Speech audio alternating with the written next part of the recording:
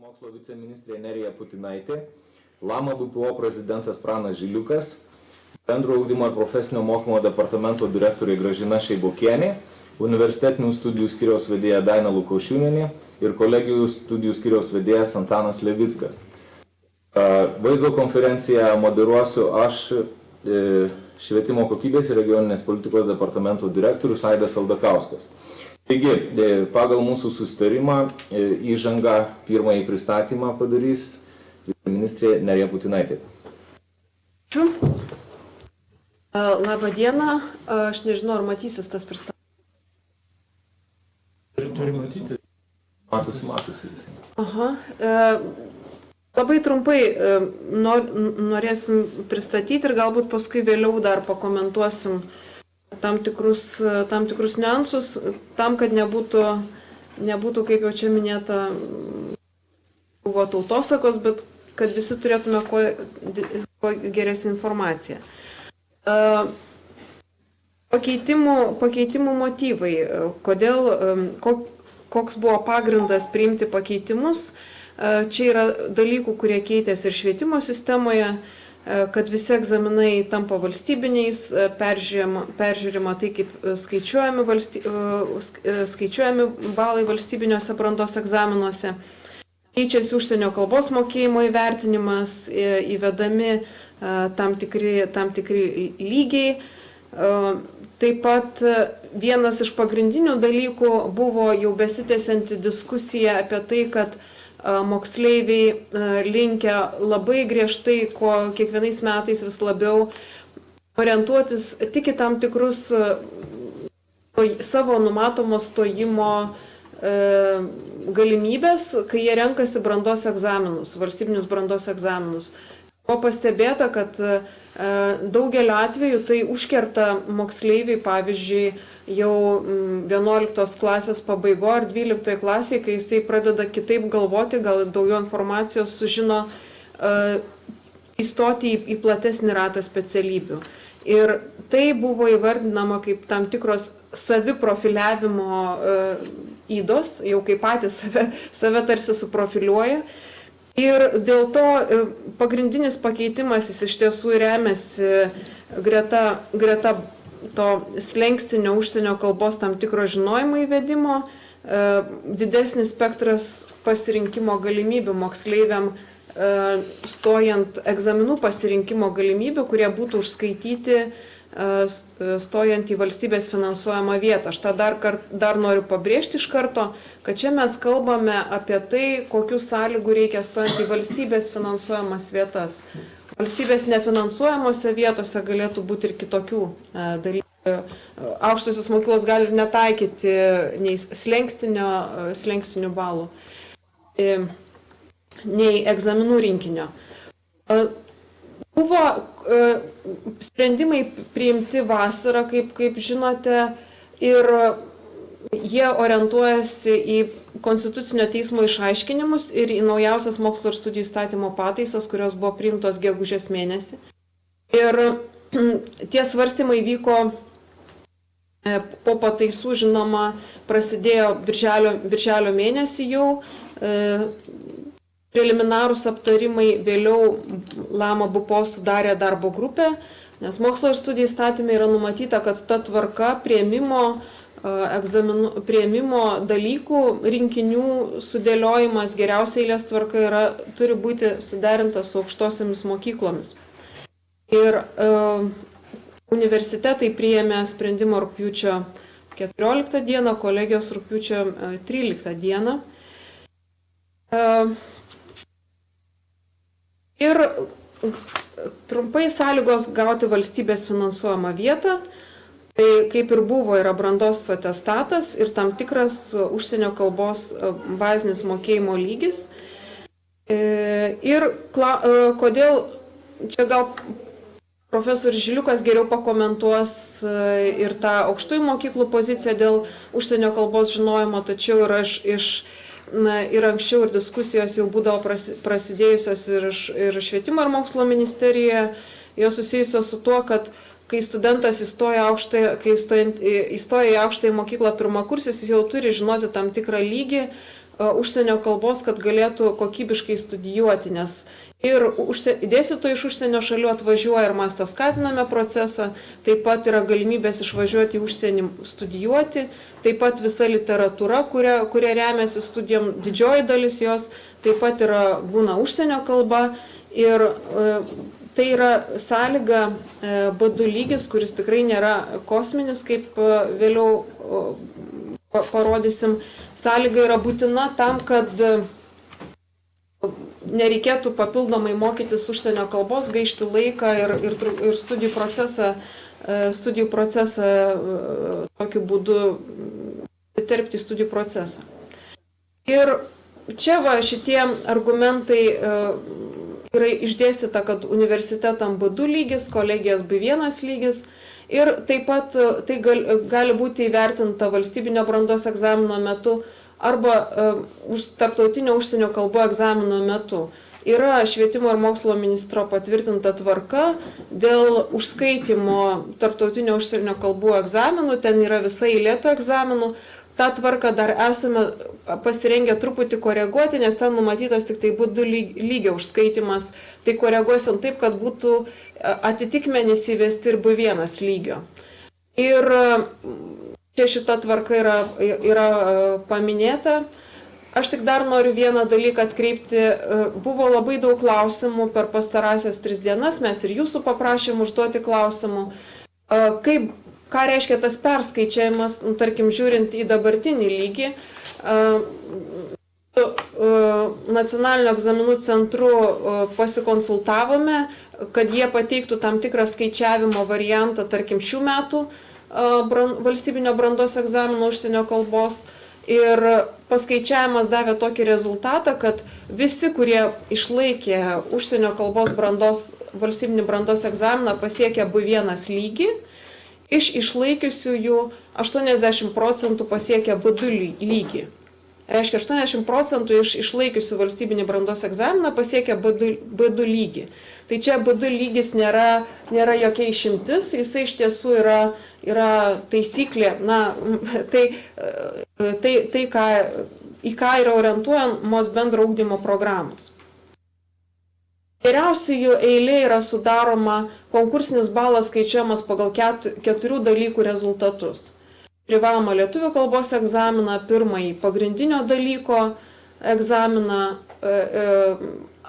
ir po to antras dalykas yra papildomas tos srities arba egzaminas, arba metinis pažymys. Ir trečias taip pat yra kitos sričių grupės egzaminas arba metinis pažymys. Ir čia yra ypač trečiuoju atveju ir antruoju, kai kur yra jau pasirinkimas, o trečiojo bendrojo dalyko atveju yra labai platus spektras siūlomas meniu, kur galim pasirinkti stojantieji. Klausimai, kurie, dėl to čia yra akcentuojama, dėl metinio pažymio, klausimai, kurie buvo užduodami visą laiką, dažniausiai per pastarąsias dienas buvo tas, ar reikia būtinai 4 dalykų valstybinio brandos egzamino, kad galėtum įstoti į valstybės finansuojamą vietą. Tikrai tai nėra būtina sąlyga. Galima turėti 2 valstybinius brandos egzaminus ir kitus dalykus, kitus 2 metinius pažymius. Yra metinių pažymių perskaičiavimo lentelė. Čia turbūt yra. Šitoj skaidrėje yra paminėta, kaip kokiu lygiu perskaičiavimą. Geriausiai eilėje yra labai tiksliai ta lentelė surašyta, bet metiniai A kurso įvertinimai mažinami 50%, dar atitinkamai perskaičiavus, metiniai B lygio 70%. Ir žinoma, kad ten, kur yra labai konkurencingos specialybės, kur yra labai didelis konkursas, tai ten turbūt konkuruos tie, kurie bus išlaikę brandos egzaminus, valstybinius brandos egzaminus. Mes matome, kad tokių, kurie iki šiol jau yra laikę, yra nemažas procentas, bet ten, kur nėra didelės konkurencijos, mes ir pagal šių metų stojimą ir priėmimą matome, kad ten pilnai gali užtekti ir 2 valstybinių brandos egzaminų. Čia gal profesorius Žiliukas paskui dar tos kokios konkretesnės statistikos papildys. Ir taip pat liko, kaip ir anksčiau, yra tarptautinių ir šalies olimpiadų konkursų nugalėtojams yra papildomi balai pridedami, pedagoginėse studijose, stojant į pedagoginės studijas, motyvacijos įvertinimas ir priimant į koleginių studijų programas, profesinė patirtis baigusių profesinės programas. Taip pat tokia yra korekcija, jau grinai irgi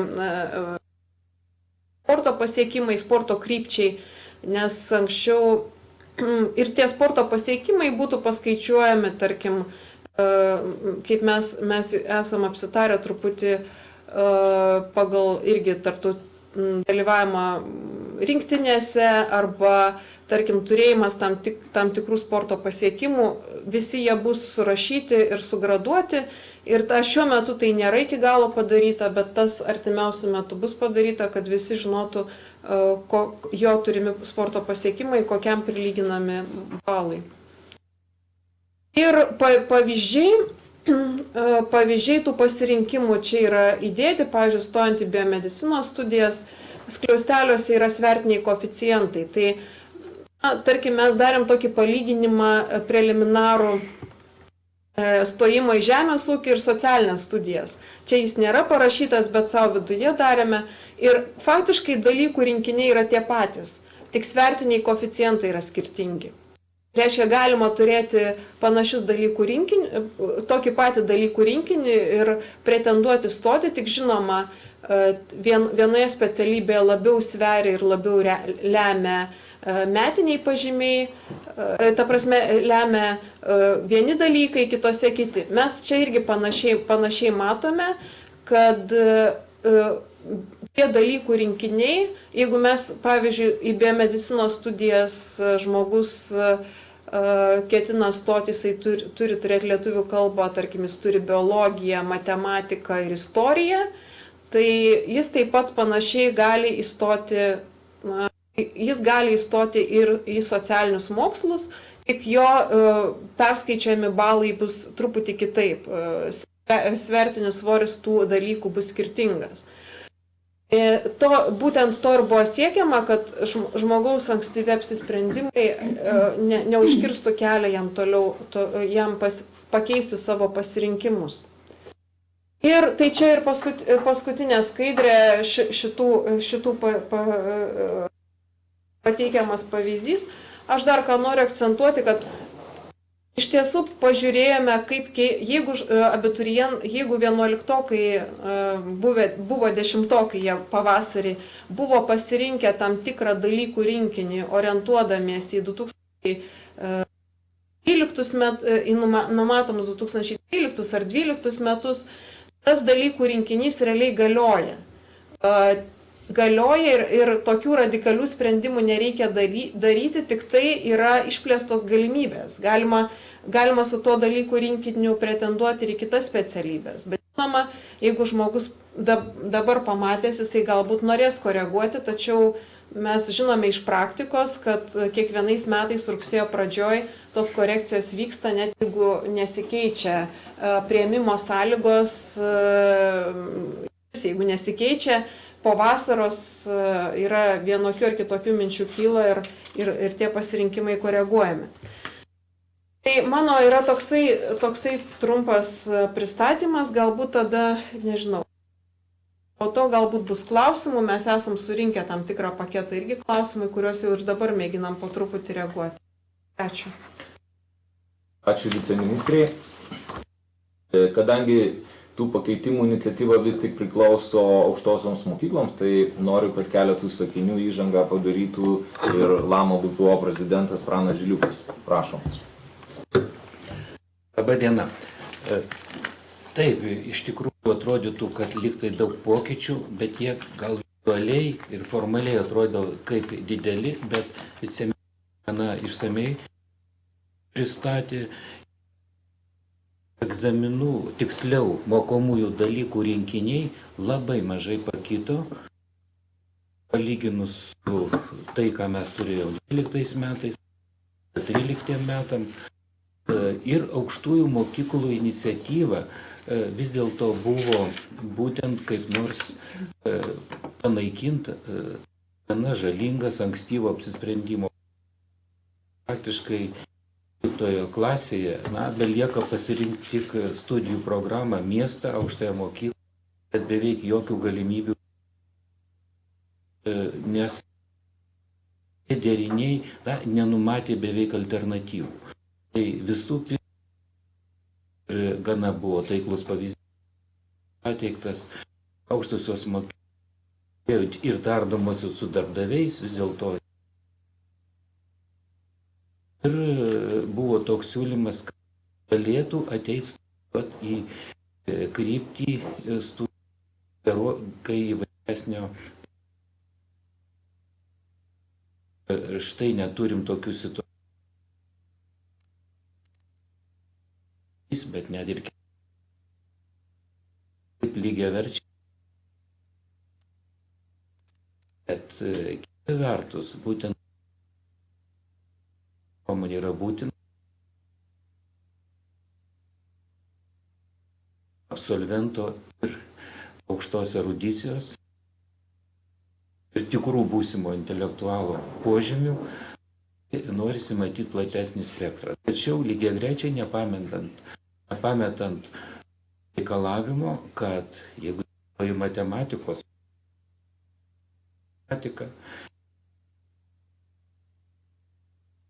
yra iš dėl užsienio kalbos, aš nedaug ką galėčiau papildyti, sakė viceministrė, bet iš tikrųjų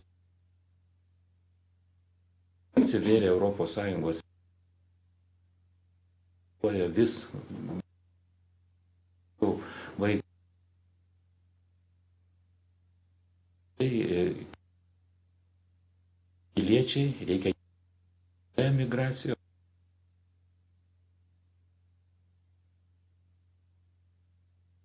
Kitur ir iš tikrųjų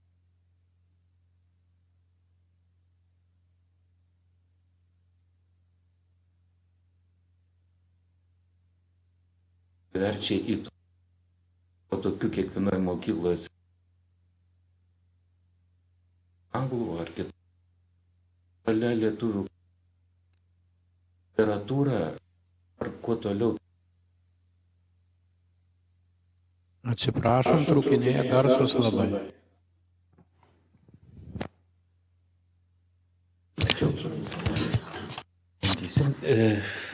Vis daugiau naudojama literatūros studentams yra pateikta elektroninė forma ir mes gaunam iš vakarų ir centralizuotai, ar mokslo ministerija rūpinasi ir gaunami tūkstančiai šaltinių, vėlgi dominuoja anglų kalba, todėl norėtume, kad nuo pat pirmo kurso be sumaišties ir tikrai pakankamai gerų lygių galėtų praktiškai visi į aukštąsias mokyklas studentai, ir visai nebijot kartu su Erasmus studentais, atvykusiais iš vakarų šalių, būt bendruose srautuose ir patiem pabandžius, pamačius, kad tas netai baisu, irgi vėliau išvyks studijuoti bent vieną semestrą vakarų aukštosiuose mokyklose.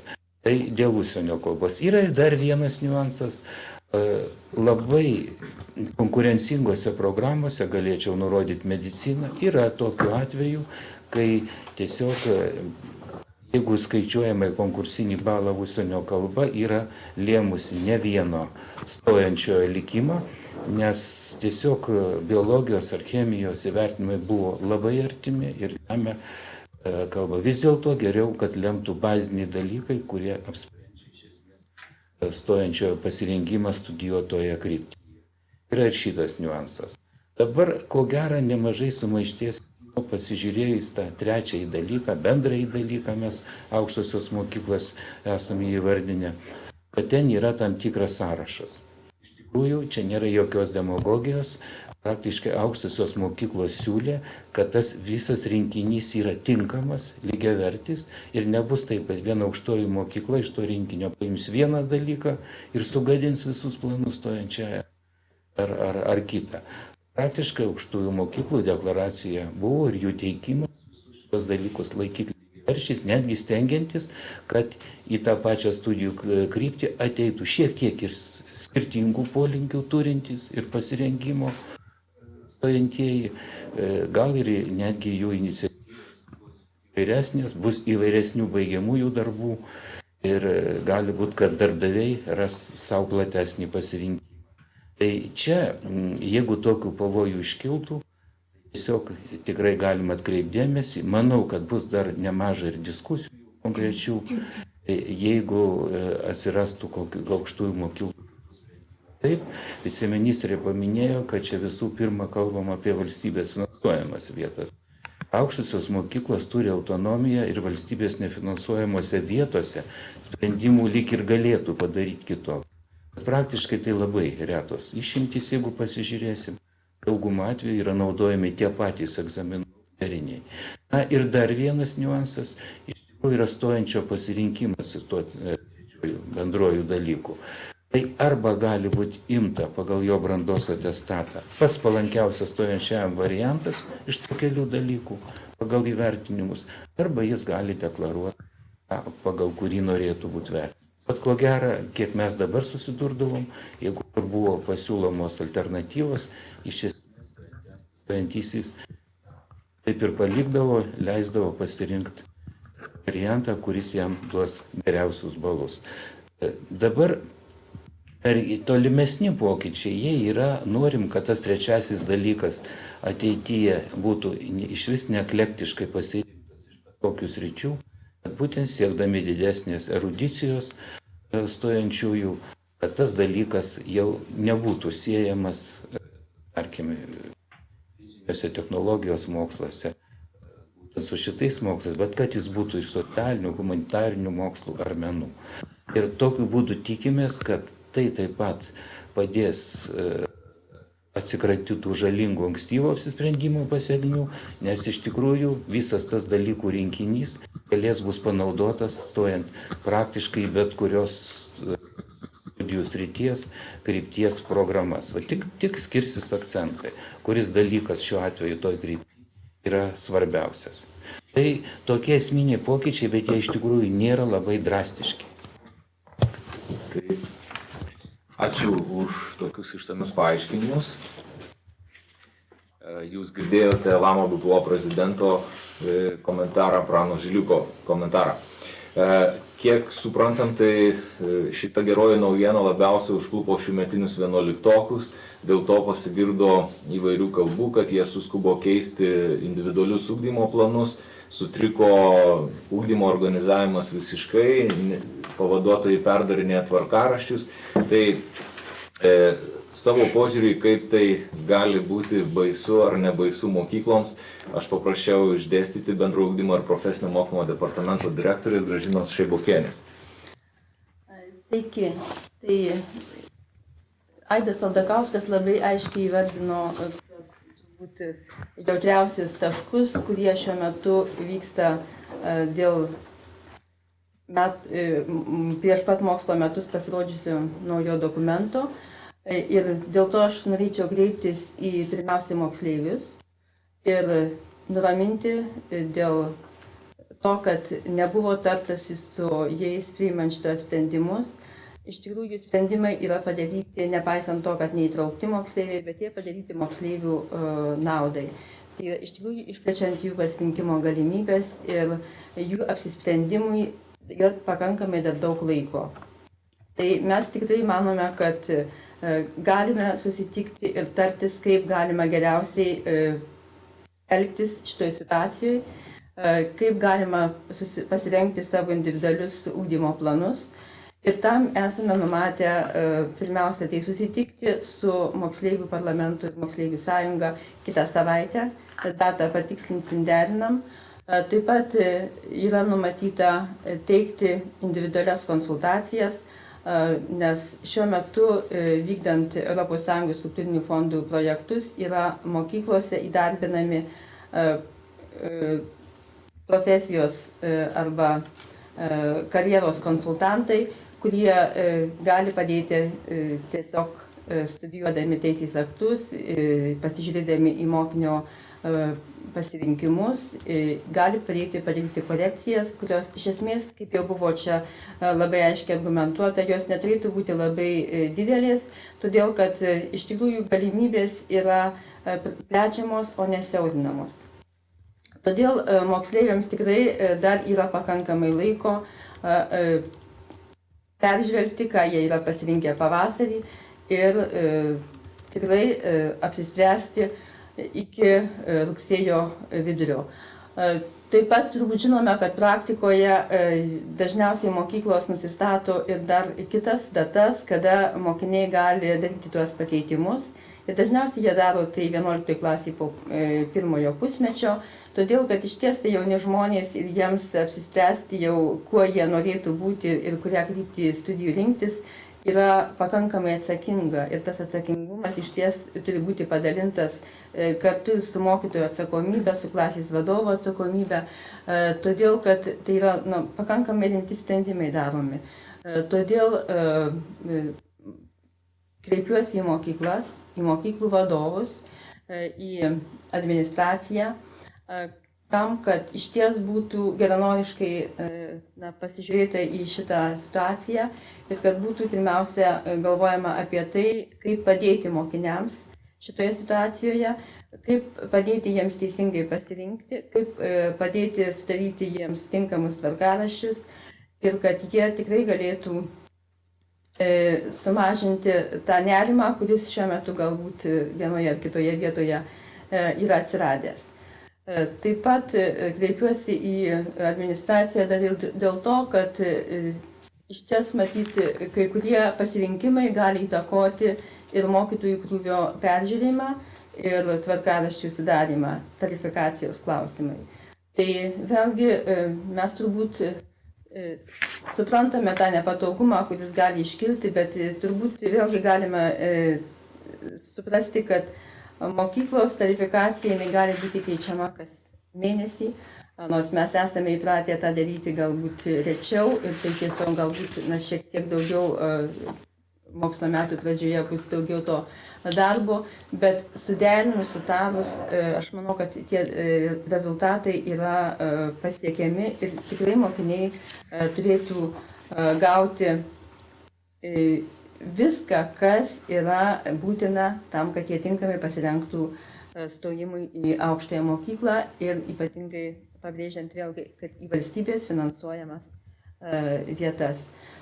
Tai mūsų pagalba iš ministerijos pusės tiek vadovams, tiek klasių auklėtojams, tiek karjeros konsultantams yra numatyta. Švietimo ir mokslo ministerijos svetainėje yra speciali rubrika ir visa informacija teikiama apie stojimo sąlygas, apie tai, kaip reikėtų elgtis toje situacijoje. Ten yra galimybė užduoti klausimus ir gauti atsakymus. Taip pat yra artimiausiu metu pasirodys telefonas, kuriuo būtų galima kreiptis ir gauti telefoninę pagalbą arba elektroniniu paštu, kai bus atsakoma, konsultuojamasi su specialistais. Ir šiandien šitoje spaudos konferencijoje, šitoje vaizdo konferencijoje dalyvauja bendrojo ugdymo departamento pagrindinio vidurinio ugdymo specialistai ir pavaduotoja vedėjos Audronė Šuminienė, kuri tikrai yra patyrusi konsultuojant, sudarant individualius ugdymo planus. Yra vyriausiai specialistė Loreta Graželienė, kuri gali konsultuoti mokyklos organizaciniais klausimais. Taip, kad tikrai nesate palikti vieni ir mes tikrai tikime, kad kartu galime kilstelti ne tik tai aukštojo mokslo prestižą, bet ir bendrojo ugdymo prestižą, kuris, manau, kad taip pat atskiruose auditorijose yra įvairiai traktuojamas. Taip, kad visą tai sutelkus pajėgas iš ties turėtų duoti aukštesnę kokybę ir daugiau galimybių mokiniams. Ačiū, Gražinai. Pranas turi papildyti kažką. Tiesiog labai nedaug papildyčiau. Iš tikrųjų, tas faktas ir moksleiviai teisingai atkreipia dėmesį, kad jie, jeigu vyksta pokyčiai, norėtų aktyviau dalyvauti ir matyti, o mums iš tikrųjų rūpi, kad visi gerai suvoktų ne tik kad ir pasikeitimus, bet ir apskritai kiekvienam moksleiviui, kuris pradeda rinktis dalykus jau su tuo tikslu, kad pradeda galvoti apie stojimą į aukštasias mokyklas, kad kuo plačiau žinotų. Tai šiemet iš tikrųjų po įstatymo pataisų ir kol prasidėjo tiesiog informacijos jau apdorojimas surinkus iš aukštųjų mokyklų siūlymus, tai buvo vėlyvas laikotarpis, birželio jau pabaiga ir darbo grupė buvo suformuota birželio berods 28 dieną. Liepos mėnesį buvo darbas, rugpjūčio grupiai, rugpjūčio mėnesį jau ir su Švietimo ir mokslo ministerija daugiau, kadangi būtent rengiamas jau buvo 14 metų geriausiųjų eilės sudarimo aprašas. Tai tiek esame įsitikinę, kad pokyčiai iš tikrųjų daugiau susiję su lankstesniem galimybėm. Ir ne dėl to, kad reikalauja kurie nors egzaminų deriniai, bet mokiniai iš tikrųjų mokyklose gali pasirinkti daugiau dalykų, kurie jiem yra tinkami stojimui. Ir tas gal ir gali turėti įtakos būtent pedagoginio darbo apimtim mokyklose. Tiesiog ateičiai manau, kad tikrai galim dar ir šiais metais, ir artimiausių metų pasikviesti tokiom platesnėm diskusijom, kaip geriau įgyvendinti ir ateities planus, ir kaip ieškoti geresnio sąlyčio bendro lavinimo mokyklų su aukštųjų mokyklų su reikalais, su ten vykstančiais procesais. Ir kita vertus norėčiau priminti, kad sąlygos iki šiol niekada nebūdavo derinamos su bendro lavinimo mokyklomis ar moksleivius atstovaujančiomis struktūromis. Teisės aktai to nenumato, bet iš tikrųjų tai šitas noras mielai gali būti išgirstas ir jau laikykim jį išgirstų ir iš tikrųjų svarstydami sąlygas, o mes svarstymus pradėsim dėl vėlesnių metų kur kas anksčiau, kad nebūtų vasaros metu tokie sprendimai ir labai atsakingi sprendimai priimami. Taip, kad pagalvosim ir apie rimtesnę diskusiją metų bėgyje. Antras dalykas, aukštosios mokyklas esam tarėsi ir norėtųsi į LAMA BPO darbą, nors ir kiaurus metus veikia konsultantai, bet iš tikrųjų turėtų tų konsultacijos reikalams ambasadorių kuo plačiau po visą Lietuvą ir būtent karjeros konsultantų ar profesinių informavimo taškų galimybėmis pasinaudoti kur kas plačiau. Ir ko gero tada tas žinomumo lygis visų naujienų reikalų perspektyvų būtų kur kas didesnis. Ačiū. Ir aš noriu pasakyti, kad iš anksto mūsų vaizdo konferencijoje registravosi per 90 dalyvių visose 18 taškų. Dauguma jų yra atsakingi kaip tik už karjeros ugdymą ar profesinio informavimo taškų vadovai ar pavaduotojai ugdymui. Keletas vadovų registravosi, taip pat mokiniai, Švietimo mokslo ministerijos specialistai. Ir registracijos metu galima buvo pateikti išankstinius klausimus. Tai į kai kuriuos pasistengsime atsakyti vaizdo konferencijos metu, kai kuriuos apibendrinsim ir informuosim išnaudodami visus įmanomus komunikavimo kanalus ir priemonės. O atsakymus į esminius klausimus turbūt pasiruošę atsakyti Daina ir Antanas. Tai kuris pradės. Kažkokį tokį, kurie buvo, sakykime, dažniausiai užduodamų rinkinyje, galima sakyti. Aš gal pabrėšiu vieną tokį klausimą, kuris lyg ir kartojasi.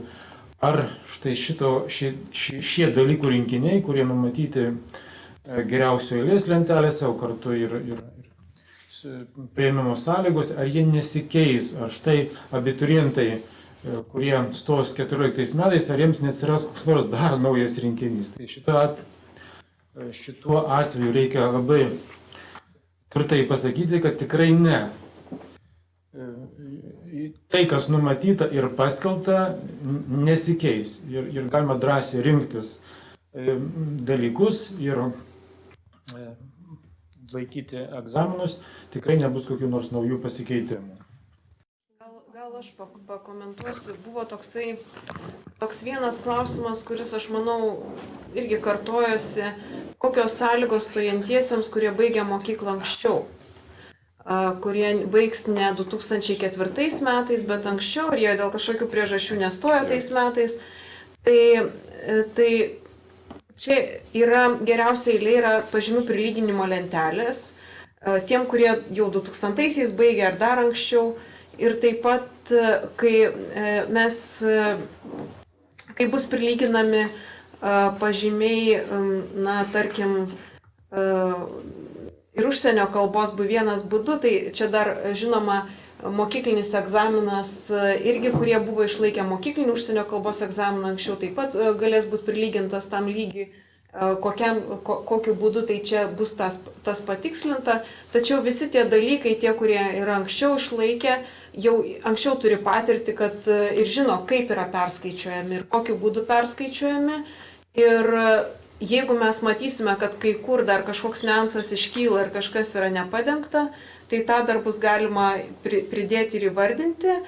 Tačiau vis dėlto tie, kurie pastaraisiais metais bus baigę ir jie norės stoti jau 2014 metais, slenkstinis egzaminas, slenkstinis užsienio kalbos žinojimas bus būtinas. Tačiau mes matom, kad tai nėra labai didelė galbūt problema daugeliui, nes užsienio kalbos egzamino laikymas yra populiariausias absoliučiai, jeigu taip galima sakyti, vienas iš populiariausių. Ir bet kuriuo atveju bus galima užskaityti testus, kuriuos mini užsienio kalbos egzaminus, nevalstybinius brandos, bet vykdomus testus. Ir taip pat, na, kiek aš žinau visą sistemą, gali žmogus ir baigęs anksčiau, jis ateiti ir išsilaikyti tą egzaminą, valstybinį brandos egzaminą, o to lygio, kaip aš paminėjau, labai aukšto lygio čia nereikia, čia reikia būti išlaikius iš tiesų. Reikia neturėti to neigiamo vertinimo. Tai čia šitas nuogąstavimas turbūt toks irgi buvo išsakytas. Ačiū. Ar turim dar kažkokį, kuris būtų populiariajam rinkiny? Dar buvo klausimų dėl konkursinio balo. Kaip bus skaičiuojamas konkursinis balas? Tai iš tikrųjų formulė nėra pakitusi. Yra visų balų suma. Balų suma sudaro atskirų dalykų įvertinimai, perskaičiuoti 10-balėje skalėje, padauginus jį iš svertinio koeficiento. Plus prie viso to rinkinio pridedami papildomi balai. Tai čia iš tikrųjų lygiai taip pat kaip 12 ir kaip 13 metais. Dėl šito nereikėtų abejoti ar nuogąstauti. Gal tik tai atkreipiam dėmesį į priedą, kuriame yra ta naujoji skalė, kaip perskaičiuojami. Metiniai pažymiai arba mokykliniai brandos, nes iš tikrųjų sudarant konkursinį balą imamas brandos egzamino pažymys arba metinis. Tačiau jeigu moksleivis turi ir jeigu jis pageidauja, gali būti mokyklinis brandos egzaminas. Tai tada metiniai ir brandos mokykliniai yra perskaičiami pagal priedę pateiktą skalę. Tas priedas yra 3. Ačiū.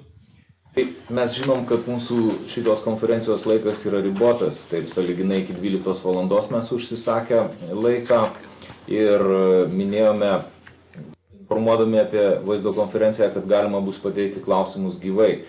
Tai gal dabar jeigu turite susiformulavę klausimų, tai vaizdo konferencijos administratoriai vietose šiek tiek padės juos pateikti. Jeigu galima, Kaunas Vytauto Didžiojo universitetas turi irgi taip pat klausimų. Taip, prašom. Labą dieną. Arūnas Bušnys, Kauno rajono akademijos Ugnės Karvelės gimnazijos direktorius. Tikrai pristatytas apžvalgas labai. Mes manome, kad abiturientai tikrai turės didesnių galimybių. Bet man kyla klausimas apie šios mokslo metus, kadangi, kaip žinote, mokinių pasirinkimai 10 klasėje bet kurioje organizacijoje, bet kurioje ugdymo įstaigoje vyksta pavasarį. Ir ši vasara, šis rugsėjis sukelia iš tikrųjų daug labai problemų, kadangi, ką ir įvardino viceministrė, tą mintį, kad bus pakankamai yra sudėtinga sutvarkyti darbo teisinius santykius įstaigoje. Nes mokytojų krūviai, jeigu jie keičiasi, turi būti įvairūs perspėjimai ir panašiai. Žinot, krepšelio lėšos yra visada ribotos. Kitas dalykas - organizacinis klausimas. Nes tvarkaraštį pakeisti šiom dienom ir jį priderinti, pavyzdžiui, šiems mokslo metams yra be galo sudėtinga. Galbūt galima būtų pagalvoti apie 2015 metus šitos sistemos taikymą. Viskas čia yra gerai, aš manau, yra šiek tiek pavėluota.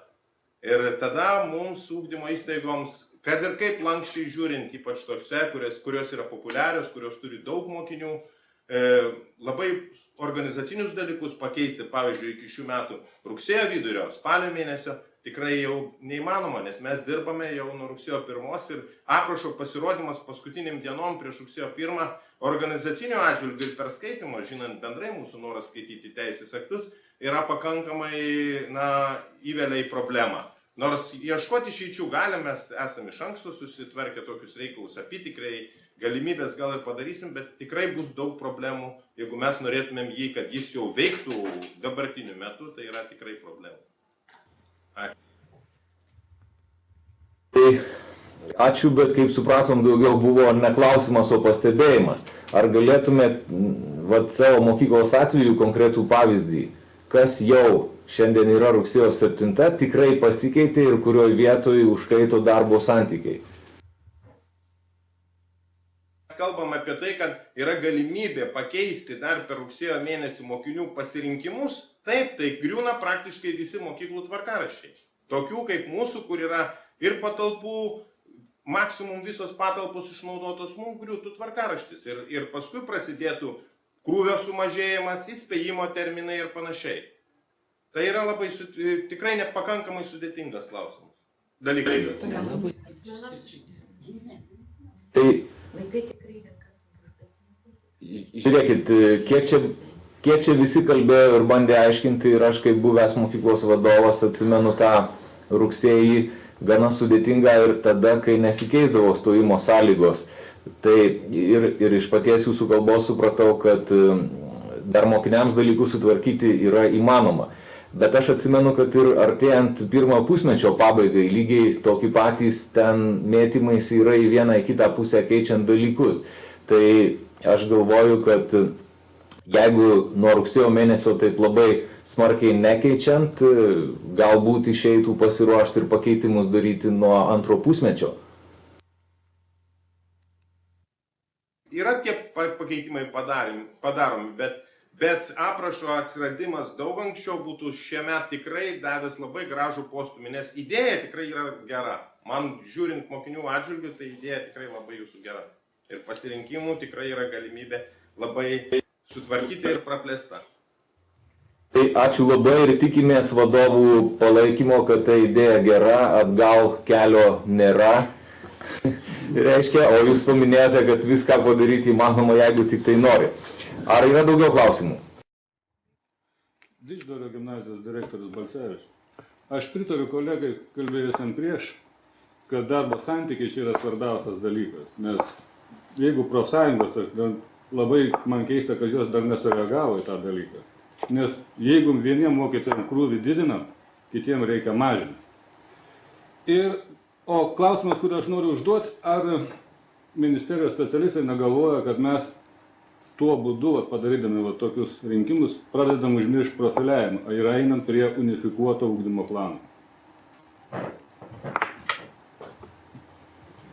Kas galėtų čia tą pakomentuoti?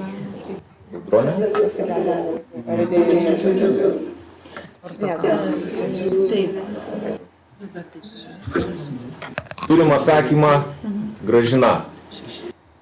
Taip, iš tiesų jaunas žmogus turi labai rimtai apsispręsti ir jeigu mes jam leidžiame apsispręsti vieną kartą ir tai darome 10 klasės pabaigoje, iš ties tai gali būti pakankamai daug klaidų ir pakankamai skausmingos pasiekmės.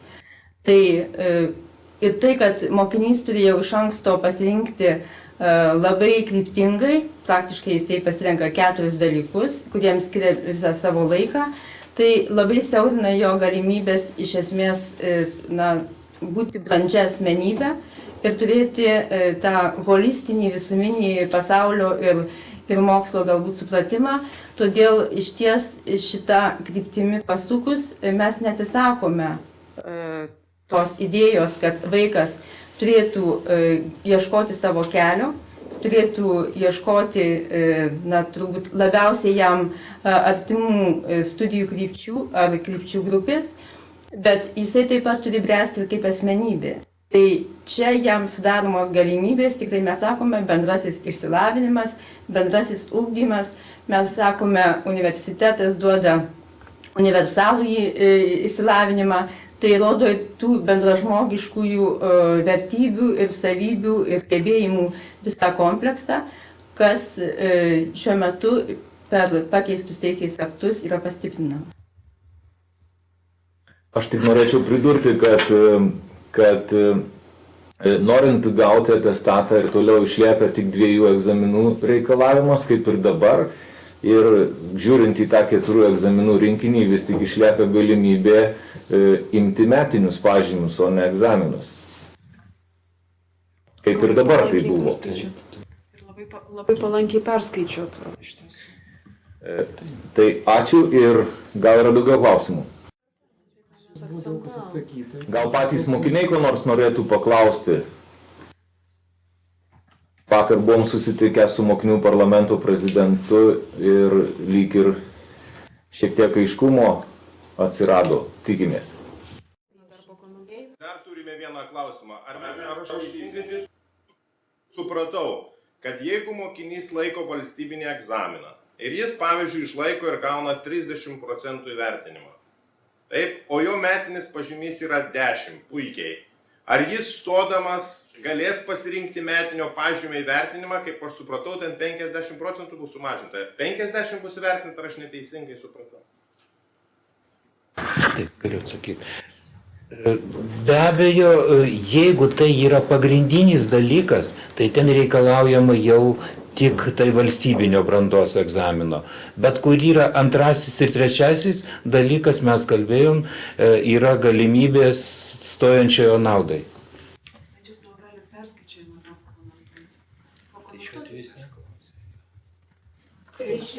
Jis turės visada didesnį įvertinimą ir net perskaičiuojant visada balų daugiau gausi. Tai kas naudai? Šiauliečiai dar turi vieną klausimą. Čia buvo išsakyta dėl užsienio kalbos mokėjimo lygio nustatymo ir įrodymo. Ar reikalingas yra klausimas toks, ar būtina išlaikyti brandos egzaminą, norint įrodyti savo užsienio kalbos mokėjimo lygį. Kiek supratome, dar ir tarptautinis užsienio kalbos egzaminų įvertinimų įskaitimų ir atitikmenų tvarka nustato tą lygį. Čia kaip ir antras kelias. Ir mes suprantame, kad tai yra tik tai 2 keliai, ar ne, įrodyti savo užsienio kalbos mokėjimo lygį. Trumpai, kol kas tai yra tie 2 reikalingas brandos egzaminas. Taip, ačiū už klausimą. Ačiū už klausimą, viceministrė. Tai, kaip mes ir sakėm, kol kas yra numatyti tie 2 keliai. Arba valstybinis brandos egzaminas, arba tas testas. Kalbų mokėjimo testas. Įvairiai jie vadinami, yra visas rinkinys. 3 kelio nėra, bet aš minėjau, kad tie, kurie anksčiau yra baigę, ten turi mokyklinius egzaminus, tai jiem mokyklinius brandos egzaminus jiem bus perskaičiuojama. Bet metinio čia tikrai tiem, kurie baigs, metinio neužteks. Dar gal Daina pakomentuos dėl... Šiek tiek turime dar... Dėl to, ko sakė. Gerai, dar Daina nori pakomentuoti kai kurios dalykus iš tų pasikeitimų, tai klausom jūsų. Čia visiems turbūt aktualu, kad šitą tvarką dar lydės 2 du aprašai. Vienas iš jų tai kokie sporto pasiekimai yra tinkami stojant į sportą arba sporto pedagogiką.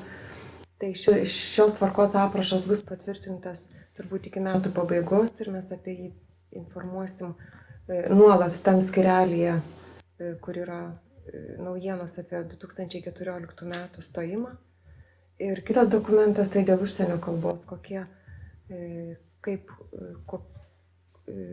kas yra tinkami, kokie pažymiai, kokie įrodymai yra tinkami, norint stoti į aukštąsias mokyklas, įrodyti B1 arba B2 lygį. Tai tie aprašai dar bus parengti iki metų pabaigos. Iki metų pabaigos, tai reiškia gruodžio 31. Tai vėliausiai. Kalėdas. Gerai, ačiū Dainai. Ar yra dar kokių klausimų? Norėčiau dar paklausti dėl to anglų kalbos ar pirmosios užsienio kalbos. Ar būtinai egzaminas, ar užteks, pavyzdžiui, metinio lygiui nustatyti? Nes jeigu egzaminas, tai tada žmogus turi ruoštis 5 egzaminam, 5 dalykam, ne 4. Gerai. Kas atsakysit? Ačiū už klausimą, pasistengsim atsakyti. Kas atsako? Metinio tikrai neužteks. Tie, kurie baigė, tikrai neužteks. Yra tie 2 keliai, kurie ir buvo įvardinti kolegų, valstybinis brandos egzaminas ir tie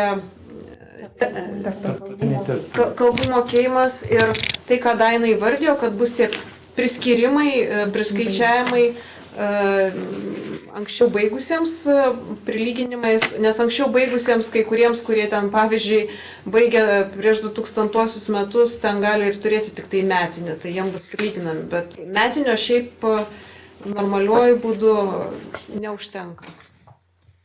Aš noriu tik priminti, kad jau čia ir pradžioje akcentavom, kad užsienio kalbos mokymas mokykloje jau seniai orientuotas į B2 lygį.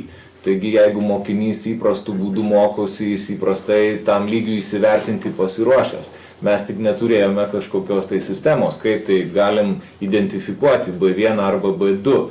Todėl preliminariai pagal šių metų valstybinio užsienio kalbos egzamino rezultatus ir sakome, kad apie 20% jau praėjo B1 ir visi kiti apie 80 B2.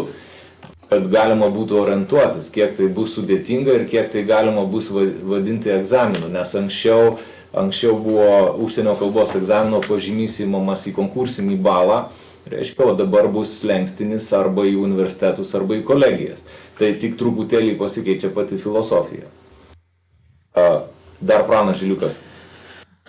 Dar vieną dalyką norėčiau atkreipti dėmesį, iki šiol, dar tai bus ir 13 metais, tai užsienio kalbos mokėjimas konkursinėme bale buvo vertinamas irgi nevienodai. Ir nepaisant to, kad daug abiturientų laikydavo anglų kalbos, tarkim, ar kitos kalbos valstybinį brandos egzaminą, vis dėlto į konkursinį balą buvo įmamas daugeliu atveju metinis pažymys. Dabar dėl tų priežasčių, kad mes norim, kad būtų tikrai stipriai pasirengę iškart nuo studijų pradžios moksleiviai studijuoti, esant reikalui ir anglų kalba atskirus dalykus ir naudotis literatūrą, kaip matot, yra numatytos vienodos sąlygos ir jau 14 metais baigę abiturientai turės pasinaudoti vienu iš tų paminėtų 2 kelių. Dar vieną dalyką norėjau atkreipti dėmesį, tai kad dėl profesinio mokymo rezultatų, įskaitymo ar galimybių tokiem asmenims stot į aukštąjį mokslą. Tai yra numatyta technologijos moksluose, kaip bendrasis dalykas gali būti jiems įskaitytas ir kvalifikacinis egzaminas. Iki šiol būdavo taip, kad kolegijose, jeigu baigia profesinės mokyklas ir dar tam tikrų lygių gali būti pridedami balai. Čiagi einama taip, kad ne žaidimas papildomais balais, o iš tikrųjų tai priimama kaip normaliai konkursinio balo dalis. Ir tokiu atveju čia tikrai neturėtų atrodyti, kad atsirado tiesiog prievarta ir profesinėse mokyklose skubėti rinktis daugiau dalykų išplėstinių kursų. Iš esmės, jiems kiek reikia brandos atestatui gauti, tos galimybės jiems iš tikrųjų yra pakankamos. Lygiai taip pat čia buvo kalbėta ir dėl sporto pasiekimų, kad bus dokumentas. Vėlgi atkreipčiau dėmesį, nebuvo patenkintos aukštosios mokyklos, kurios rengia ar sporto pedagogus, trenerius ir panašiai. Todėl, kad buvo tik dalyvavimas sporto rinktinės ir papildomi balai. Vėlgi dabar ne išskirtiniai asmenys gautų, bet tas ratas asmenų, kadangi tai siejama su konkursiniu balu, išsiplečia. Tik tiek, kad tikimės, aišku, įvertinimai apims platų spektrą tų pasiekimų ir, žinoma, skundėsi ir Lietuvos kūno kultūros akademija, kad tikrai ateina į kūno kultūros programas asmenys, kurie iš tikrųjų praktiškai niekada nebuvo susiję su sportu. O dėja yra taip, ar čia blogai ar gerai, čia kitas klausimas, bet ko gero daugiau blogai negu gerai, nes ir buvo įprasta ir ankstesniais laikotarpiais daugelis užsienio šalių minimum bent testas stojančiam į sporto atskiras šakas, kad būtų daromas. Bent jau kažkas turi mokėti bėgioti, plaukti tam tikrų lygių ir panašiai, jeigu taikosi užsiimta sporto šaka. Tai čia irgi praktiškai tik išsiplečia vis dėl rezultatų įskaitymo mastas šiuo atveju, bet ir tam tikras irgi slenkstukas, kad asmuo kažką tai turi būti parodęs.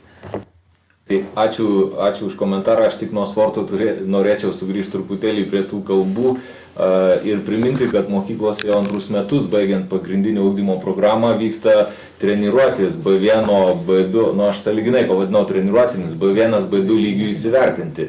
Ir tai mokiniams, netgi šių metų abiturientams, tai nėra jokia naujiena, labai ar nesusipratimas. Ir dar papildant tiesiog, norėčiau atkreipti dėmesį, kad mes kalbame apie 3 užsienio kalbas. Tai yra anglų, vokiečių ir prancūzų. Tai vėlgi pasirinkimo galimybės yra tikrai pakankamai plačios. Mes nekalbam apie vienos kalbos, būtinai ten, sakykime, anglų mokėjimą B2 lygių. Todėl mokiniai pasirinkę kartais netgi tą vadinamą antrąją kalbą, jie gali tikrai turėti galimybę po to pasirinkti, ką jie pateiks konkursui. Tai ačiū ir turim daugiau klausimų. Turime mes. Gimnazijų asociacijos atstovas nori paklausti.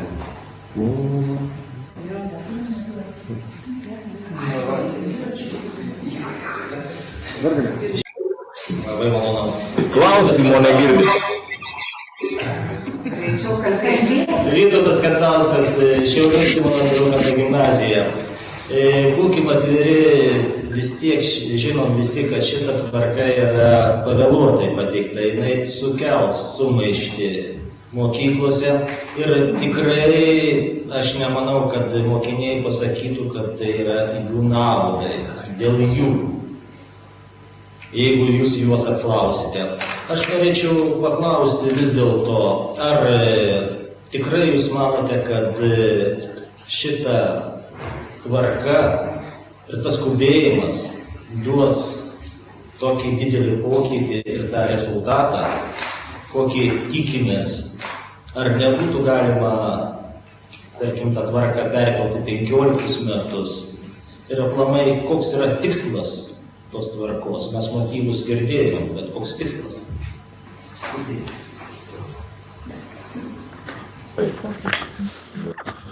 Taip, ačiū už klausimą ir Pranas Žiliukas. Iš tikrųjų atidėliot iš aukštųjų mokyklų pusės žiūrint labai nesinorėtų ir tikrai nesinori, nes profiliavimas, saviprofiliavimas padarė aukštajam mokslui, na, jau ir tam tikros žalos. Ir darbdavių nuomonė yra gana kategoriška šiuo atveju, o tenka pabendrauti su ir ar pramoninkų konfederacija, ar kitom stambiom struktūrom. Jūs galite pasižiūrėti bendrąją statistiką nacionalinio egzaminų centro teikiamą, koksgi valstybinių brandos egzaminų pasirinkimas. Kai mes matom, kad tik tai šiek tiek daugiau negu trečdalis laiko matematiką, fiziką, chemiją laiko keli procentai, informacinių technologijų šiemet skaičius nukrito iki 1700, tai paprasčiausiai į aukštąjį mokslą, į ištisas studijų krypčių grupės jau nėra kam ateiti arba ateina labai nedidelės grupės ir balas ten krenta. Jeigu mes dar tempsim kelis metus, tai tiesiog prisibijom, kad daugelis ryčių, jeigu ir bus studentų, tai tikrai pakankamai silpnų. Ir čia reiškim didelį susirūpinimą. Į dabartinę sistemą po truputėlį sugrąžins tą galimybę, kad galėtų stot platesnį spektras moksleivių ir būtent nekartą šiandien minėtas tas ankstyvas pasirinkimas nebūtų toks lemtingas, kad net ir 12 klasiai jisai akcentą galėtų dėti kiek kitokį ir tarkim tai, ką galvojo 10, 11, dar ir persigalvoti. Arba tiesiog pabandyti konkuruoti platesnėme krypčių grupių tokiam spektre pasiūlyme. Tai dėl ko atidėlioti to labai nesinori. Bendras stojančiųjų skaičius mažėja ir iš tikrųjų mums reikia rūpintis ir viešuoju interesu, kad valstybėje atskiruose ekonominiuose ūkio sektoriuose būtų regeneracijai pakankamas specialistų skaičius, kurį rengia aukštosios mokyklos. Taip, kad čia vieni uždaviniai pasirinkimo laisvės viskas gerai, bet vis dėlto ir apie valstybės interesą taip pat derėtų galvoti. Ačiū ir aš prisimenu klausimą pateiktą. Aš prisimenu pateiktą klausimą, tai tam klausime yra dvi žinios ir gera ir bloga. Gerai, kad šitą naujieną dar nesukėlė sumaišties. Na, o blogai, kad mokslo metai neprasidėjo, aš taip suprantu. Tai aš manau, kad turime laiko visi, jog tas procesas būtų suvaldytas. Ir, kaip sako, nežinau, kieno išimtis, yra milijonas priežasčių, kad pasakytume ne, bet atraskim tą vienintelę, kad pasakytume taip. Aš žinau, kad Antanas Levickas turi dar keletą pastabų dėl 13 metų stojimo sąlygų. Prašau, Antanas. Tai buvo pateiktas klausimas, ką turėtų žinoti abiturientas, ketinantis stoti į aukštąją mokyklą 13 metais, kokios naujovės, kokie stojimo tvarkos pasikeitimų jo laukia. Tai reikia pasakyti, kad 13 metais, palyginus su 12 metais, esminių pasikeitimų nėra. Žinoma, siūlytume pasitikrinti abiturientams tą sąrašą, nes nedidelių patikslinimų buvo, bet jų tikrai buvo labai mažai ir taigi čia komentaro kokio nors didesnio nebus. Ačiū. Ar yra dar klausimų? Dar turime klausimą moksleivių atstovas Švietimo ir mokslo ministerija. Gintaras Idėjas, Lietuvos moksleivių sąjunga. Neklausiu apie turinį, kadangi apie turinį daug išsiaiškinome vakar, dabar irgi daug atsakė klausimų, paklausiu tiesiai šviesiai, ko galbūt irgi norėjo prieš tai, klausė žmogus paklausti, koks yra teisinis kelias, kad šita tvarka, šitos sąlygos būtų įsigaliotų ne 14 pavasario, o 15 pavasario. Ir nesakykit, kad nėra kelio atgal, nes jisai tikrai yra visą laiką. Ačiū.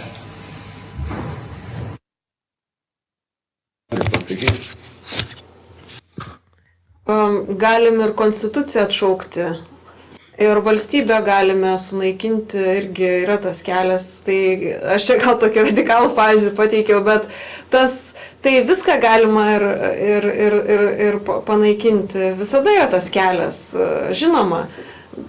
Vis dėlto mes matom tą perspektyvą, tie pokyčiai yra geri.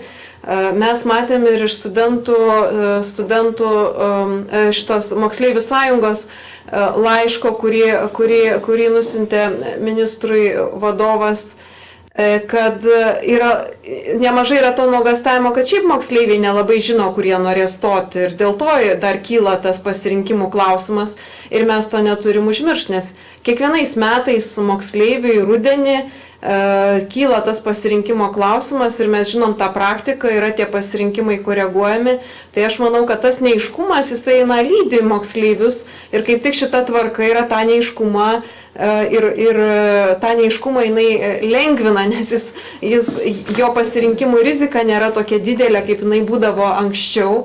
Ir todėl matom tą kaip pozityvų dalyką, matome, kad jau procesai vyksta, pasirinkimai vyksta, gauname signalus iš mokyklų, kad kai kur kaip tik nekeičiami tie pasirinkimai nukelta būtent į po trimestro. Ir čia labai priklauso ir nuo to, kaip direktoriai elgsis. Jeigu direktoriai iš tiesų ieškos konstruktyvių sprendimų, nuramins galbūt tos moksleivius, ką mes ir stengiamės pasakyti, kad šita tvarka iš esmės esminių tokių didelių pasikeitimų neįneša, tai tuomet bus viskas eis skaidriai ir sklandžiai.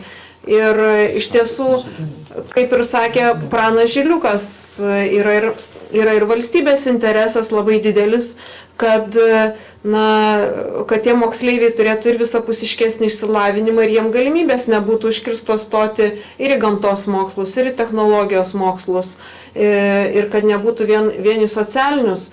Taip pat mes tą matome ir iš to tas noras ir kyla. Žinoma, šiemet tos aplinkybės nebuvo labai palankios, nes Konstitucinio teismo sprendimas nebuvo koreguojama iki mokslo ir studijų įstatymo pakeitimo tie dalykai ir visas procesas kažkiek užsivėlino. Tačiau, tikrai esame tokiai situacijai, kai niekas nėra neįmanoma ir reikia, galėčiau tik paraginti geranoriškumo, geros valios ir kaip jau minėjo ponia Gražina, esame pasirengę, ministerija yra pasirengusi tikrai pateikti visą įmanomą konsultaciją, patarimus, kaip tą daryti, kaip geriau dėlioti. Ir manau, kad bendrom pastangom tas uždavinys nėra taip sunkiai išsprendžiamas, kaip jis gali atrodyti iš pirmo žvilgsnio arba kaip anksčiau atrodė. Bet tikimės, kad po šiandienos pasikalbėjimo ta užduotis daug paprastesnė turėtų matytis, kad realybė yra daug paprastesnė, negu jinai atrodė iš pirmo žvilgsnio. Ir aš noriu tik priminti, čia per tą gausybę informacijos mes jau pasiklystam savo girdėjimuose, tai kitą savaitę tikrai organizuosime susitikimą su moksleivių atstovais ir tikimės, kad po konstruktyvių pokalbių skilimas bus 20-80 optimistų naudai. Ar dar yra klausimų?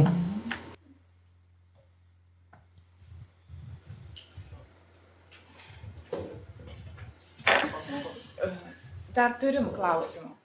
Tai prašom. Iš tikrųjų, čia esu psichologė mokyklos ir noriu paklausti tokio klausimo. Prieš kelis metus, skaičiuojant konkursinį balą, būdavo uždedamas kažkoks tai procentas mokiniui lankiusiam neformalų į ugdymą. Vaikai 4, 6, 8 metus mokosi muzikos ir meno įvairiose mokyklose, gauna pažymėjimus, bet tai kaip ir užbraukiama jų darbas, jų laikas ir viskas yra orientuojama tik tai į valstybinį egzaminą arba stojamį egzaminą, kur veikia įvairūs psichologiniai faktoriai ir stresas ir visi kiti dalykai. Noriu paklausti, ar būtų galimybė įvertinti, yra karjeros ugdymo programai numatomas stojančiojo apskritai ugdymo karjerai portfolio, ar ne? Apie tai stojant visiškai yra nekalbama ir į mokinio veiklą mokymosi metu visiškai neatsižvelgiama. Norėčiau paklausti, ar būtų galimybė įtraukti būtent 14 metų stojantiesiems arba portfolio kažkokius tai kriterijus, arba užskaityti bent jau jų neformaliojo ugdymo veiklą, atsižvelgiant į jų pažymėjimus, pažymius, jie tengi gauna ir pažymius, yra vertinami, laikomi egzaminai ir taip toliau. Ačiū už klausimą. Iš tikrųjų, jūsų klausimas apima labai didelį intervalą. Apie tai, kad buvo neformaliam ugdyme įvertinami mokinių pasiekimai, tai čia turbūt jau istorija. Dabar yra likę tik tai nuostatos dėl respublikinių ir tarptautinių olimpiadų. Na, o tai, kad karjeros ugdymai geroji naujiena, tai aš manau, kad čia ateities klausimas apie tos portfolio. Bet plačiau pakomentuos Audronė Razmantienė.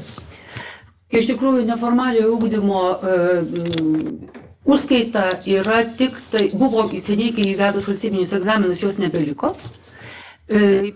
Išlikę yra dalyvavimo olimpiadose įvertinimas, papildomi balai. Tas yra išlikę.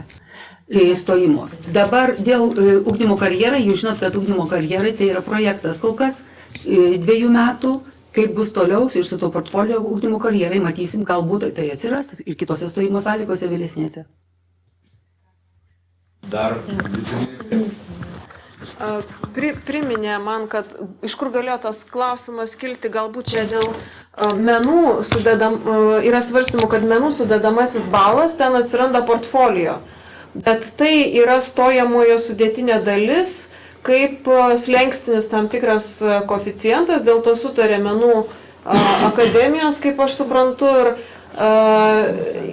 dėl to buvo labai daug diskutuojama, Dailės akademija siūlė tas tvarkas ir šiemet, supratau, sutarėma, bet kol kas geriausiai eilė tai neatsispindi, tai atsispindės veikiausiai tose tvarkose, kurios bus patvirtintos jau aukštųjų mokyklų sutarimu. Tam tikras portfolio, kaip slenkstinis stojamųjų egzaminų aprašuose, kaip slenkstinis tam tikras įvertinimas. Daugiau tokio turbūt, nėra, gal nebent jeigu, kaip paminėjo, sporto tame vertinime, galbūt irgi bus numatytas žemiausias sporto pasiekimas, kurio nepasiekus nebus galima pretenduoti apskritai. Aš manau, kad turbūt, kad pasiūlys kas mūsų sporto departamentas, su kuriuo mes čia bendradarbiausim. Dar papildys Pranas Žiliukas. Kartais gali taip atrodyti, kad papildomų balų vis dėlto priimama ir tai ne visai tiesa čia pasakyta. Tai turiu dar kartą patikslinti, kad čia mes kalbam apie valstybės finansuojamas vietas ir arba krepšelio gavimo sąlygas. Kai kurios aukštosios mokyklos ir privačios ir dalis valstybinių valstybės nefinansuojamom vietom prideda balų. Nedaug tokių atvejų yra, taip, bet tai čia jau yra aukštųjų mokyklų nuožiūra. Bet vėlgi patikinu, iš esmės su valstybės finansuojamos vietos gavimu tai nėra susiję. Ačiū. Na, o kadangi čia užgavom neformalaus ugdymo stygą, tai apie jį taip pat sklando visokių pasakojimų, kai kurie yra anekdotiniai. Todėl ugdymo plėtotės centro direktorius Giedrius Vaidelis šiek tiek paaiškins. Kadangi šiandien diskusija apie aukštąjį mokslą ir valstybės finansuojamas vietas, tai turim net maišyti, kad tai yra formalusis ugdymas ir neformaliosios kompetencijos į valstybės finansuojamas vietas kol kas nėra užskaitomos, nebent tik tai pasiekimai olimpiadose ar būtent papildančiose tą formalų ugdymą srityse. Bet kad neatrodytų, kad visai mes nešnekam apie neformaliuoju būdu įgytų kompetencijų pripažinimą. Tai tikrai tiek švietimo ministerijos erdvėje, tiek mūsų centre mes šiandien dienai labai daug diskutuojam apie neformalaus ugdymo galimybės, praplėtimą. Bendrai vakar būtent pamatėme ir pasiekė mus Europos komisijos komunikatas, kad iki 15 metų kiekvienoje valstybėje turi atsirasti neformaliuoju būdu įgytų kompetencijų pripažinimo sistemos. Ir šiuo atveju irgi vyksta diskusija ir manau, kad ateityje bus diskutuojama apie būtent tų kompetencijų pripažinimą. Yra aukštosios mokyklos, kurios jau išbando kai kuriuos modulius arba kai kurias, sakykime, sritis, kaip galima būtų pripažinti, bet šiandien dienai dar kol kas apie tai į aukštojo mokslo finansuojamas, į valstybės finansuojamas vietas nekalba. Ačiū. Jeigu galėtume dabar dar paskutinį klausimą, nes žiūriu į laiką, tai mūsų pasakojimai pasiekė jau paskaitos lygio laiką ir informacijos jau gali būti toj per daug. Ar turi dar kas nors paklausti?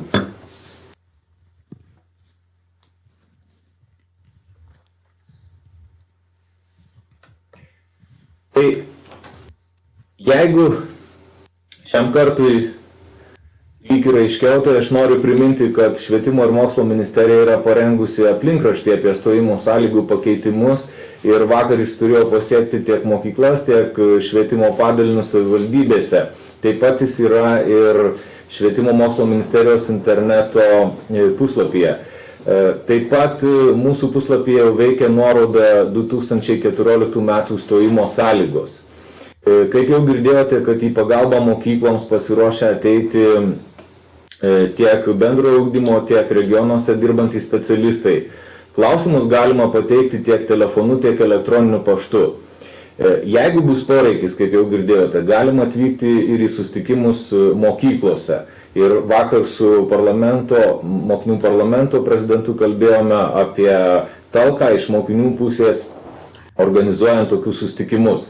Na, o ko gero galutinį komunikavimo planą paskelbsime po susitikimo su moksleivių atstovais kitą savaitę. Taigi, konferencijos įrašą galėsite rasti internete, nuoroda bus patalpinta ir Švietimo mokslo ministerijos interneto puslapyje. Tai ačiū visiems, kad dalyvavot, ačiū tiems, kurie padėjo šitą konferenciją realizuoti. Tai iki pasimatymo kitą kartą.